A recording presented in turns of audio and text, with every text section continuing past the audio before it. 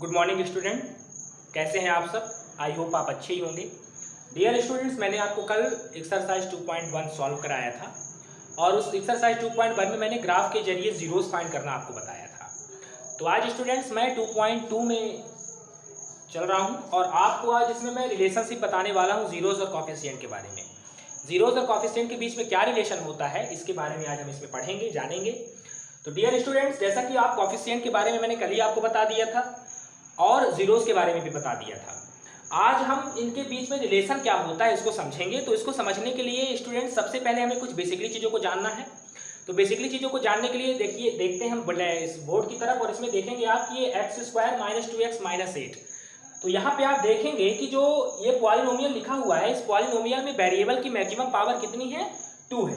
यानी इस पॉलिनोमियल के हमें जीरोस कितने मिलेंगे, 2 जीरोस हमको इसमें मिलेंगे, है ना। क्योंकि इस पूरे के पूरे पॉलिनोमियल में जो वेरिएबल है, इस वेरिएबल में जो पावर है वो मैक्सिमम 2 है। अब मैक्सिमम पावर 2 होने के रीजन की वजह से इसमें जो जीरोस हमें मिलेंगे वो कितने जीरोस मिलेंगे, हमें 2 जीरोस मिलेंगे। ठीक है। अब इसी तरह से अगर इस पॉलिनोमियल में जो डिग्री होती वो 3 होती तो इसमें हमें 3 जीरोस मिलते, 4 होती तो 4 जीरोस मिलते। यानी ये पॉलिनोमियल की डिग्री ही डिसाइड करती है कि हमें कितने जीरोस मिलते हैं। अब जीरोस में एक चीज और आपको मैं बता दूं, जीरोस एक ऐसा कहना चाहिए कि एक ऐसी वैल्यू कह सकते हैं आप कि जिसमें आप इस पॉलिनोमियल में उस वैल्यू को आप पुट करें तो इस पूरे के पूरे पॉलिनोमियल की वैल्यू को वो जीरो कर दे, उसी को हम जीरोस बोलते हैं। इसको हिंदी में शून्यक बोलते हैं। दूसरी इंपॉर्टेंट चीज ये है कि रिलेशनशिप अगर हमें किसी भी कोफिशिएंट और इसके जीरोस के बीच में फाइंड आउट करना होता है तो उसके लिए हमें कुछ इंपॉर्टेंट फार्मूले को जानना होगा। वो फार्मूला है, जैसे मान लीजिए यहाँ पे लिखा है समेशन ऑफ जीरोस, यानी सम ऑफ जीरोस आप इसको कह सकते हैं। तो समेशन ऑफ जीरोस यानी होता है अल्फा प्लस बीटा, तो अल्फा प्लस बीटा बराबर होता है -b/a। ठीक उसी तरह से प्रोडक्ट ऑफ जीरोस होता है अल्फा इंटू बीटा, इसको हम कहते हैं alpha into beta equal to c/a होता है। तो ये केवल जीरोस और ऐसे जीरोस जो केवल 2 जीरोस हमें मिले अल्फा और बीटा, तो 2 जीरोस के बीच में रिलेशनशिप को बताने के लिए हम कुछ इसी तरह का फॉर्मूला यूज करते हैं, समेशन ऑफ जीरोस का और प्रोडक्ट ऑफ जीरोस का। अगर हमारे पास किसी भी पॉलिनोमियल में अगर 3 डिग्री है और उसके 3 जीरोस मिलते हैं तो उसके लिए हम अल्फा बीटा गामा का यूज करते हैं। अगर किसी भी पॉलिनोमियल में उसकी डिग्री 4 है तो उसमें हम अल्फा बीटा गामा लेम्डा यानी इन चारों का यूज करते हैं। तो डियर स्टूडेंट्स, ये जो लेम्डा और ये गामा है ये आपको इस क्लास में नहीं बल्कि हाई क्लास में यानी 11th और 12th में मिलेगा। अभी आपको इस क्लास में यानी इस एक्सरसाइज में अभी आपको केवल 2 जीरोस के बारे में ही पढ़ना है, वो 2 जीरोस अल्फा और बीटा होंगे। तो चलिए अब हम चलते हैं क्वेश्चन की तरफ। तो क्वेश्चन हमारा है x² - 2x - 8। ये एक पॉलिनोमियल है, इसके हमें जीरोस और कोफिशिएंट के बीच में रिलेशन फाइंड करना है। तो सबसे पहले स्टूडेंट्स यहाँ पे हम a बराबर 1, b बराबर -2 और c बराबर -8 कर लेंगे क्योंकि इसकी हमें जरूरत पड़ेगी। अब हम चलते हैं क्वेश्चन की तरफ। तो क्वेश्चन में लिखा हुआ है x² - 2x - 8। अब डियर स्टूडेंट्स यहाँ पे आपको फैक्टर करना है। बहुत सारे स्टूडेंट्स को फैक्टर में बहुत सारी प्रॉब्लम्स होती हैं। मैं आज आपके सामने बहुत ही शानदार ट्रिक लेके आया हूं और आपको इस शानदार ट्रिक से इस फैक्टर को बहुत ही सरल तरीके से करना मैं बताऊंगा। तो चलिए स्टूडेंट्स, इस फैक्टर को करने के लिए हम कुछ चीज समझते हैं। अगर हमें मान लीजिए यहाँ पे इस नंबर का फैक्टर करना है तो फैक्टर करने के लिए हमें क्या करना होता है, पहले हमें नंबर पता करना होता है कि हमें किस नंबर का फैक्टर करना है।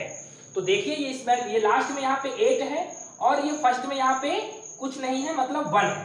तो हम इस 8 का मल्टीप्लाई किसके साथ कर देते हैं, इस 1 के साथ कर देते हैं। तो हमें ये पता चल जाता है कि हमें फैक्टर किस नंबर का करना है। तो हमें यहाँ पे किसका फैक्टर करना है, 8 का फैक्टर करना है। ठीक है ना। अब 8 के जो फैक्टराइज होंगे वो हमें ऐसे फैक्टराइज लेने हैं कि जिनको यहाँ पे किसका साइन है, माइनस का साइन है। तो हमें 8 के ऐसे फैक्टराइज 2 लेने हैं जिनको माइनस करने से बीच वाला नंबर मिल जाए और मल्टीप्लाई करने से हमको 8 तो मिले ही। ठीक है स्टूडेंट्स।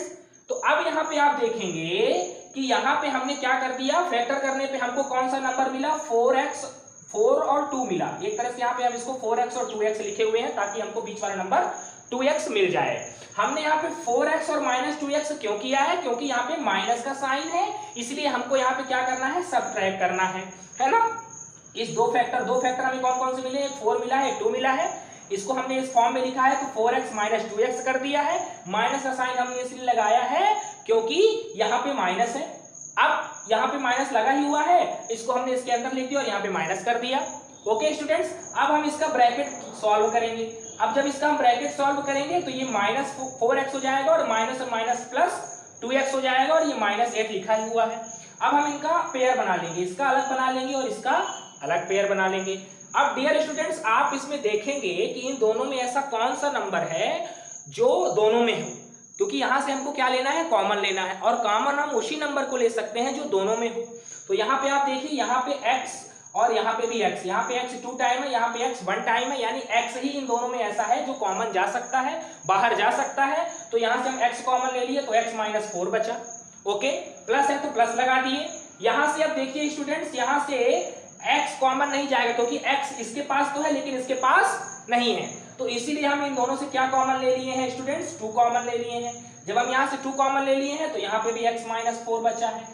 अब एक बात यहाँ पे नोटिस करने वाली ये है कि जो नंबर यहाँ पे आएगा वही नंबर यहाँ पे भी आना चाहिए। अगर यहाँ पे अलग नंबर आता है और यहाँ पे अलग नंबर आता है तो आपका फैक्टर गलत हो जाएगा।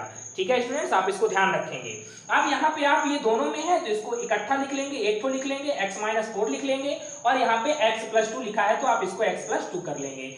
ओके, अब आप देखेंगे आगे कि हमने इसको x, यहाँ पे सॉरी माइनस था स्टूडेंट्स, तो x -4 = हमने 0 ले लिया। ओके, अब यहाँ पे x -4 = 0 ले लिया, तो x बराबर जब हमने फाइंड किया तो ये -4 इक्वल किस तरफ गया तो +4 हो गया। इसको हमने क्या मान लिया, अल्फा। इसलिए हमारी किसकी वैल्यू आ गई, अल्फा की वैल्यू आ गई। अब हम अगले नंबर को देखेंगे, यहाँ पे लिखा हुआ है x + 2, x + 2 = हमने 0 ले लिया, तो x बराबर हमको -2 मिल गया, यानी ये हमारी किसकी वैल्यू हो गई, बीटा की वैल्यू हो गई। यानी हमको 2 जीरोस यहाँ से मिल गए, एक मिल गया अल्फा, एक मिल गया बीटा। ओके, अब हम इसके रिलेशनशिप की तरफ चलते हैं। तो हमारा जो नेक्स्ट स्टेप है, यहाँ पे लिखा हुआ है नेक्स्ट स्टेप, तो नेक्स्ट स्टेप में हमको क्या करना है स्टूडेंट्स, तो यहाँ पे आप देखेंगे लिखा हुआ है सम ऑफ जीरोस, इसको हम समेशन ऑफ जीरोस भी कहते हैं, मैं इसके बारे में आपको पहले बता चुका हूं। तो समेशन ऑफ जीरोस यानी alpha plus beta = -b/a। Okay, alpha की वैल्यू यहाँ पे 4 है तो 4 ले लिए, प्लस है तो प्लस, बीटा की वैल्यू -2 है तो -2 ले लिए, = यहाँ पे b की वैल्यू देखेंगे, यहाँ पे तो b की वैल्यू है -2, तो यहाँ पे मैंने -2 लगा दिया, और एक माइनस ये फार्मूले वाला मैंने इसके बाहर लगा दिया। a की वैल्यू यहाँ पे 1 है तो 1 लिख दिया। अब यहाँ पे मैंने इसको प्लस माइनस कर दिया, तो 4 में से 2 चला गया तो 2 बचा, और ये वाला 2 यहाँ पे माइनस होके प्लस हो गया, यानी यहाँ पे भी 2 आया और यहाँ पे भी 2 आया, दोनों साइड इसकी क्या हो गई, बराबर हो गई, यानी ये राइट है, यानी left hand side right hand side के बराबर है। यानी कहने का मतलब है कि जीरोस आपस में जुड़ के क्या बनाते हैं, कोफिशिएंट बनाते हैं। यही रिलेशनशिप है, यही संबंध है कि जीरोस को हम जोड़ें तो वो कोफिशिएंट के बराबर आ जाए। तो यहाँ पे आप देखेंगे कि हमने अल्फा प्लस बीटा को जोड़ा है तो -b/a आया, तो यहाँ पे भी 2 आ गया और यहाँ पे भी 2 आ गया है।